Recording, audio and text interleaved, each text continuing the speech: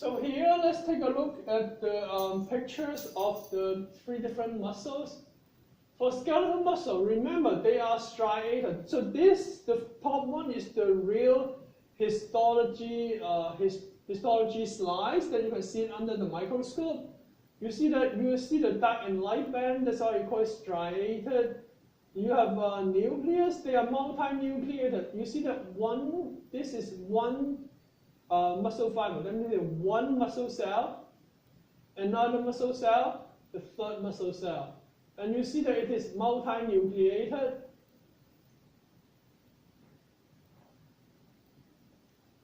Smooth muscle. As you can see here, smooth muscle, they do not have striation. They do not have dark and light band here. And they have individual nucleus.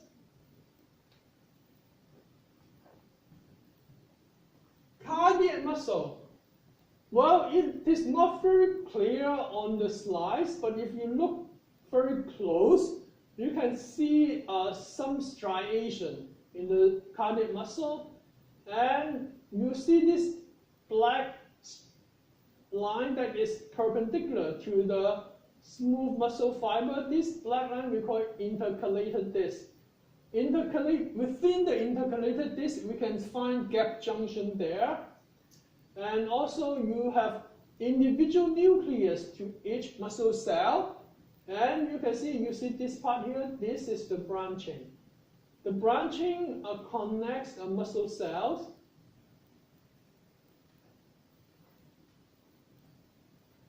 Nervous system. Nervous system is very simple because in the nervous system, you only have 2 types of cells. One is the neuron, or called nerve cell. The other type is called, the other type has 3 names. Do we talk about that? Oh yeah, here. The other type is called neuroglia, or we can call it a glial cell, or simply people just call it glia. So nervous system, the major player is the neuron or nerve cell. Neuron, they are present in the brain and spinal cord. Brain and spinal cord we call it central nervous systems, CNS. There are 3 major parts. Dendrite. They are the processes that receive the input signal. And the dendrite is growing on top of the cell body or the soma. The cell body contains cytoplasm and nucleus. And then the axon. Axon connects to the output of the cell body so that the nerve impulse, we call it action potential, will go away from the cell body. In the axon, we have something called myelin sheath that can increase the speed of the movement of the action potential. We'll show you a picture later. Okay, neuroglia or glial cell or glia. They outnumber neuron 9 to 1, approximately 9 to 1. But the relationship between axon, neuron and neuroglia is that neuron, they are like the prince or princess. They're the one that actually do the work. Neuroglia, they are like the maid or the servant. They only help and protect the neuron. So that's why you have one neuron or one prince or princess with 9 neuroglia or 9 maid or servants. Support and nourish neuron. There are 4 types in the brain, in the CNS. Microglia. Microglia, they are the immune type of the cell in the nervous system. They can engulf bacteria and cellular debris, so they can do phagocytosis. Remember, phagocytosis is like hug and kiss. Astrocyte, they provide nutrients. Actually, astrocyte, they form something called a blood-brain barrier.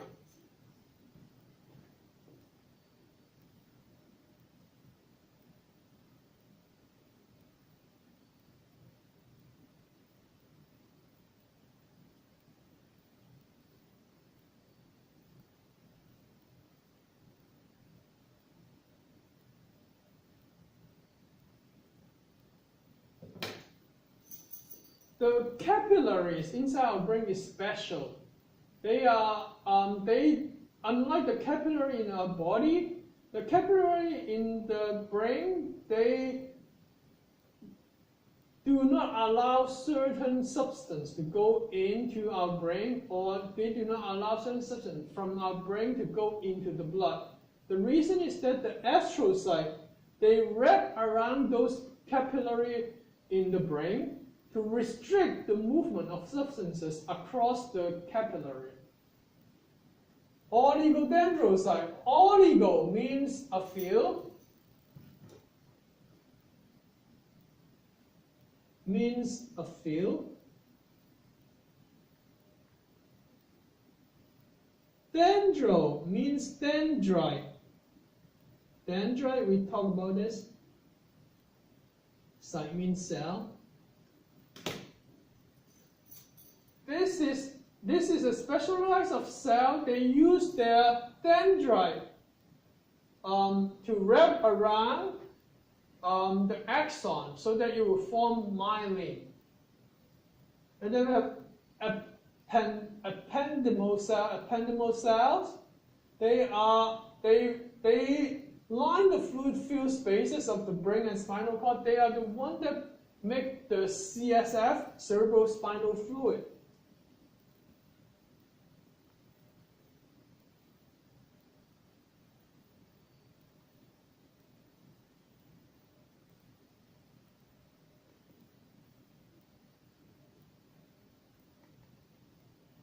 We call this CSF.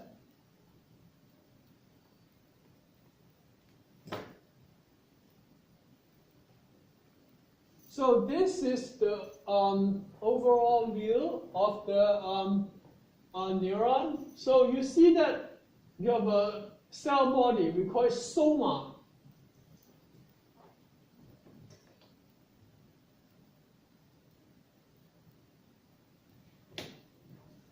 Cell body contains nucleus and cytoplasm and also other organelles. It is a complete cell. So what we learned at the beginning of semester about cell structure and functions, it has, I would say, all the organelles that you learned at the beginning of semester.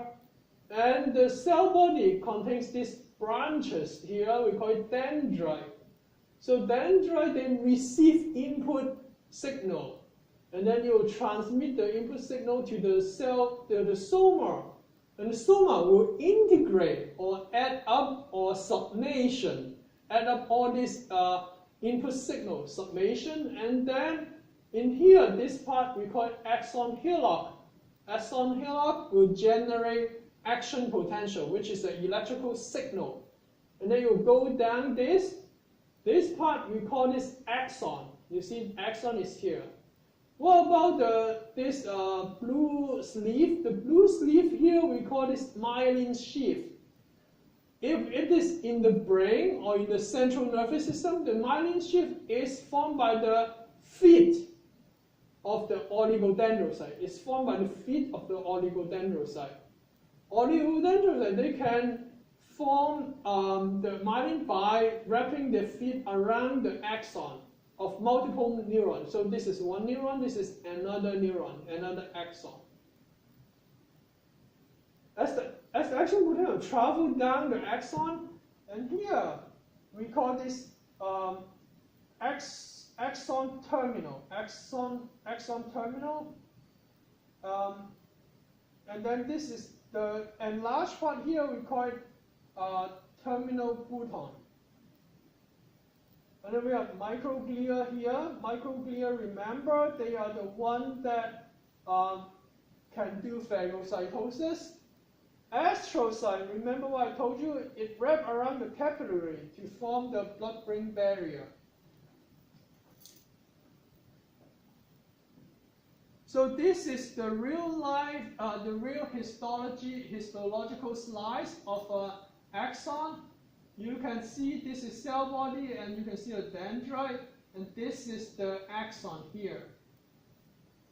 The rest of the cell, you see that here around surrounded, these are all neuroglia. Neuroglia.